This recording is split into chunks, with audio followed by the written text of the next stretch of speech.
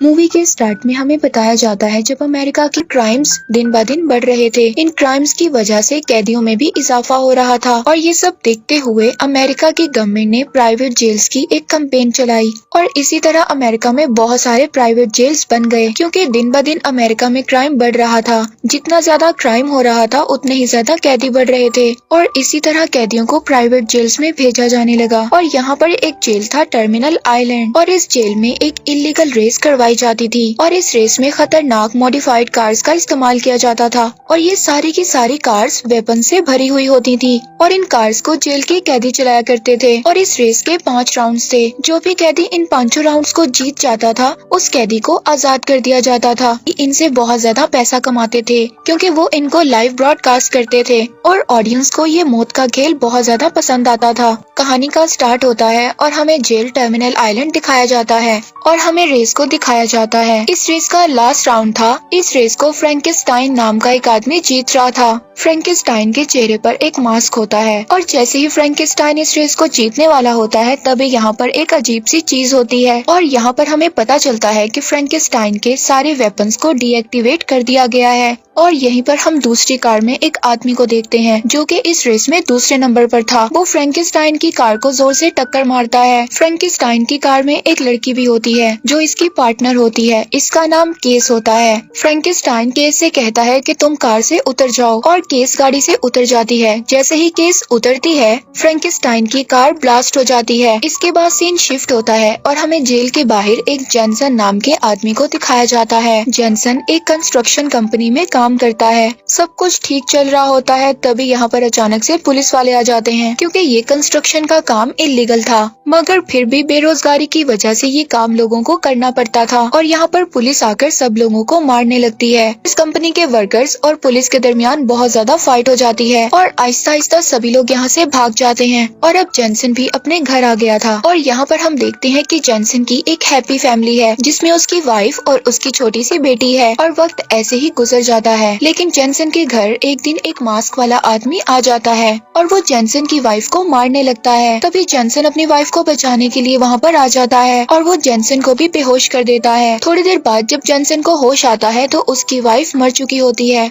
इसके बाद पुलिस वाले वहाँ पर आ जाते हैं और पुलिस वालों का ये मानना था कि जेनसन ने ही अपनी वाइफ को मारा है, इसीलिए वो जेनसन को अरेस्ट कर लेते हैं और उसको जेल में डाल देते हैं। और जेनसन को भी टर्मिनल आइलैंड जेल में लाया गया था। ऐसे ही वक्त गुजर जाता है और यहाँ पर कुछ लोग होते हैं जो जेनसन को पसंद नहीं करते। अब वो जेनसन को मारने की तैयारी कर रहे थे। जब जेनसन खाना खा रहा होता है तो उस पर आकर अचानक से अटैक कर देते हैं और फिर यहाँ पर पुलिस वाले आकर इन दोनों को अलग करते हैं और ये बात जेल की वार्डन को पता चल जाती है और वो वार्डन जेनसन को अपने कैबिन में बुलाती है। वो जेनसन को बताती है कि तुम्हें ये बात नहीं मालूम कि तुमने किन लोगों को मारा है। वो लोग बहुत ज्यादा खतरनाक हैं, वो तुम्हें कभी भी मार सकते हैं। और वार्डन इसी दौरान जेनसन की फाइल देखती है और उसको पता चलता है कि जेनसन एक बहुत ही अच्छा ड्राइवर है और इसके साथ ही वो बहुत ही काबिल रेसर है। और अब वार्डन जेनसन को उसी रेस के बारे में बताती है और कहती है कि जो भी कैदी इस रेस को जीत जाता है हम उसको आजाद कर देते हैं। और साथ ही वार्डन जेनसन को फ्रैंकेस्टाइन के बारे में भी बताती है कि उसका पूरा चेहरा जल चुका था। वो मास्क लगाकर ड्राइविंग करता था। लोगों ने आज तक उसका चेहरा नहीं देखा लेकिन लोग उसकी रेस को बहुत ज्यादा पसंद करते हैं। लेकिन अब वो मर चुका है और अब मैं चाहती हूँ कि तुम फ्रैंकेस्टाइन बनकर इस रेस में पार्टिसिपेट करो। लेकिन ये सुनकर जेनसन उसको मना कर देता है। लेकिन वार्डन उसको बताती है कि अगर तुम इसी जेल में रहे तो वो लोग तुम्हें बहुत ज्यादा परेशान करेंगे और अगर तुम इस रेस को जीत जाते हो तो हम लोग तुम्हें यहाँ से आजाद कर देंगे। और फिर ये बात को सुनकर जेनसन हाँ कर देता है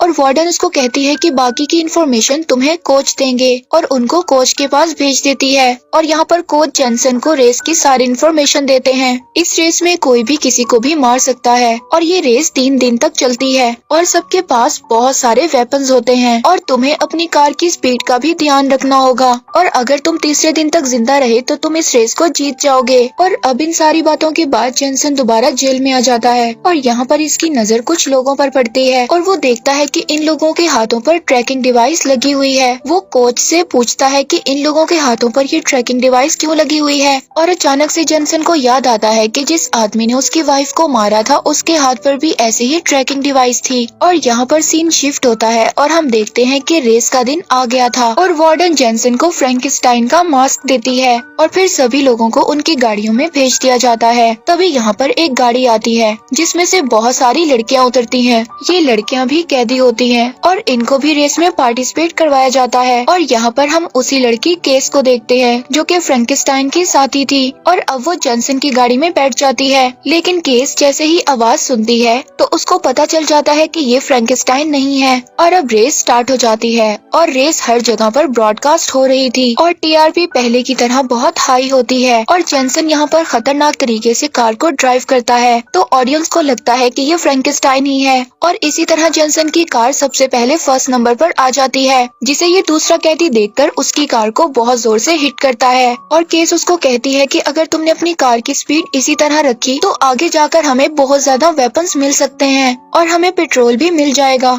और इसी दौरान हम देखते हैं कि रेस के दरमियान कुछ खतरनाक ट्रैक्स को भी बनाया गया था और अगर उन ट्रैक्स के आगे कोई भी कार आ जाए तो वो कार और ड्राइवर दोनों ही खत्म हो जाएंगे। और यहीं पर दूसरा कार ड्राइवर जेनसन पर बुरी तरह से फायर करता है और इसी तरह गोलियों से बचते बचाते जेनसन अपनी कार को लेकर दोबारा फर्स्ट नंबर पर आ जाता है और यहाँ पर वो उसी आदमी को देखता है जिसने इस पर जेल में हमला किया था और वो आदमी फिर से जेनसन को मारने का इशारा करता है और उसका इशारा देखने के बाद जेनसन को अपनी वाइफ की डेथ याद आ जाती है कि जिस आदमी ने उसकी वाइफ को मारा था उसने भी ऐसे ही इशारा किया था। और अब जेनसन को इस बात का यकीन हो गया था कि इसी आदमी ने इसकी वाइफ को मारा था और जेनसन उस आदमी को मारने की कोशिश करता है लेकिन वो उसको नहीं मार पाता और रेस खत्म हो जाती है। जब वो रेस के बाद अपनी कार को गैराज में लाता है तो वहाँ पर वो उस आदमी का पीछा करता है और यहाँ पर उन दोनों के दरमियान बहुत ज्यादा फाइट होती है और जेनसन जब उस आदमी को मारने वाला था तभी एक पुलिस ऑफिसर उसको बेहोश कर देता है और यहाँ पर हमें असली कहानी का पता चलता है। इस पुलिस ऑफिसर ने ही इस आदमी से कहा था कि वो जेनसन की वाइफ को मार दे और ये पुलिस ऑफिसर ने इसलिए करवाया था ताकि वो जेनसन को अरेस्ट कर सके ताकि वो इस जेल में आ जाए और इस जेल में आने के बाद वो फ्रैंकेनस्टाइन की जगह ले ले। फिर से अगले दिन रेस स्टार्ट हो जाती है। अब जेनसन अपनी कार को आहिस्ता चलाता है और केस से सवाल पूछता है कि वो वार्डन के बारे में क्या जानती है। केस उसको बताती है कि वार्डन बहुत ही ज्यादा तेज है और वो जानती है कि उसने लोगों का कैसे इस्तेमाल करना है और उसी ने मुझे कहा था कि फ्रैंकेनस्टाइन के वेपन्स को डिसेबल कर दो, इसके बाद वो मुझे यहाँ से आजाद कर देगी। वार्डन चाहती थी कि फ्रैंकेनस्टाइन इस रेस में हार जाए और इस गेम की पॉपुलैरिटी बनी रहे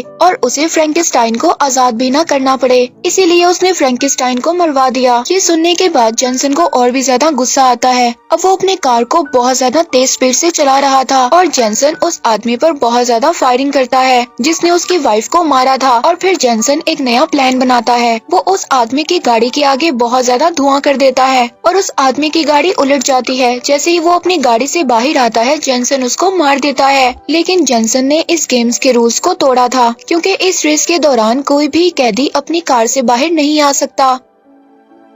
तभी वार्डन एक बहुत ही खतरनाक ट्रक भेजती है और ये ट्रक यहाँ पर आकर सभी कार्स पर बहुत ज्यादा गोलियां चलाता है और यहाँ पर सभी की सभी गाड़ियाँ खतरे में थी। और यहाँ पर हम देखते हैं कि एक और कैदी जेनसन के साथ मिल गया था और जेनसन अब उसको कहता है कि हमें मिलकर इस ट्रक का मुकाबला करना होगा। इसके बाद ये दोनों अपनी कार्स को लेकर उसी खतरनाक ट्रैक पर चले जाते हैं और जैसे ही इनकी कार्स उस ट्रैक्स में से गुजरती हैं, उस ट्रैक पर से कुछ रॉड्स निकल आते हैं और जैसे ही वो ट्रक उन रॉड से टकराता है तो ट्रक पूरी तरह से तबाह हो जाता है और सब लोग बहुत ज्यादा खुश होते हैं कि उन लोगों ने एक बड़ी तबाही को रोक दिया। और इसके बाद दूसरे दिन की रेस भी खत्म हो जाती है। रेस के बाद जेनसन से वही आदमी मिलने आता है जिसने रेस में उसका साथ दिया था, लेकिन वो आदमी फ्रैंकेनस्टाइन समझकर मिलने आया था। जैसे ही वो जेनसन की आवाज सुनता है तो उसको पता चल जाता है कि फ्रैंकेनस्टाइन मर चुका है। और इसके बाद हम वार्डन को देखते हैं जो कि बहुत ज्यादा गुस्से में थी क्योंकि इसका बहुत ही बड़ा नुकसान हो गया था क्योंकि वो उस ट्रक पर बहुत दिनों से काम कर रही थी और जेनसन ने उसको को एक ही मिनट में तबाह कर दिया और अब वार्डन बहुत ज्यादा डर गई थी। वार्डन पुलिस ऑफिसर को कहती है कि तुम्हें जल्द से जल्द जेनसन को मारना होगा। वो पुलिस ऑफिसर वार्डन की बात मानते हुए जेनसन की कार के नीचे बॉम्ब लगा देता है और अब तीसरे दिन की रेस स्टार्ट होती है और अब वार्डन जेनसन के पास आती है और उससे कहती है कि मैंने तुम्हारे पेपर्स रेडी करवा लिए हैं, अब बस तुम्हें इस रेस को जीतना है। और अब केस उसके पास आती है और वो भी वार्डन के बारे में उसको सब कुछ बता देती है कि वार्डन ने उसको वार्न किया है कि वो जेनसन को जीतने से रोकेगी। रेस स्टार्ट होती है और जेनसन अपनी कार को बहुत ज्यादा स्पीड के साथ आगे लेकर जाता है, लेकिन यहाँ पर ना ही उसको कोई पेट्रोल मिलता है और ना ही कोई वेपन्स मिलते हैं, लेकिन दूसरे कैदी को सब कुछ मिलता है और अब वो उसकी कार पर बहुत ज्यादा फायर करता है और अब दूसरा कैदी उसका पीछा करता रहता है और जेनसन अपनी कार को भगाता रहता है। तभी वो अपनी कार से एक रॉकेट लॉन्चर को छोड़ता है, लेकिन वो रॉकेट उसकी कार में लगने की बजाय वॉल पर लग जाता है और यहाँ पर हर तरफ धुआं हो जाता है और जैसे ही धुआं खत्म होता है तो ये लोग देखते हैं कि दोनों गाड़ियाँ गायब हो चुकी थी और तभी इनको पता चलता है कि ये दोनों गाड़ियाँ जेल से बाहर जा रही हैं और अब वार्डन बहुत ज्यादा परेशान हो चुकी थी और यहाँ पर पता चलता है कि उन दोनों ने पहले ही से प्लानिंग की हुई थी कि वो उस वॉल को तोड़ेंगे और यहाँ से भाग जाएंगे। लेकिन अब वार्डन को याद आता है कि उसने जेनसन की गाड़ी में बॉम्ब लगवाया था, लेकिन वो बॉम्ब कोच के पास था और उसने बॉम्ब को डिसेबल कर दिया था और अब वो लोग यहाँ से भाग रहे होते हैं और बहुत सारे पुलिस ऑफिसर्स उनको फायर करके रोकते हैं, लेकिन वो लोग यहाँ से निकल जाते हैं। तभी वार्डन उनके पीछे 2 हेलीकॉप्टर्स को भेजती है और अब वो हेलीकॉप्टर्स इन पर फायर करने लगते हैं। तभी जेनसन और उसका साथी दोनों अलग हो जाते हैं और जेनसन अपनी गाड़ी से कूद जाता है और इसकी गाड़ी को केस चलाकर आगे ले जाती है और वो काफी दूर जाकर गाड़ी को रोकती है और फ्रैंकेस्टाइन का मास्क पहनकर गाड़ी से बाहर आती है और पुलिस वाले उसको पकड़ लेते हैं। सबको ये लगता है कि ये फ्रैंकेस्टाइन है और दूसरी तरफ हम वार्डन और पुलिस ऑफिसर को देखते हैं जो कि दोनों बहुत ज्यादा खुश थे और उनको लगता था कि उन लोगों ने जेनसन को पकड़ लिया है और साथ ही लोग उसको गिफ्ट्स भी दे रहे हैं। और अब वार्डन के सामने एक गिफ्ट पड़ा था। जैसे ही वो गिफ्ट को खोलती है उसको वही बॉम्ब मिलता है जो उसने जेनसन की गाड़ी में लगवाया था।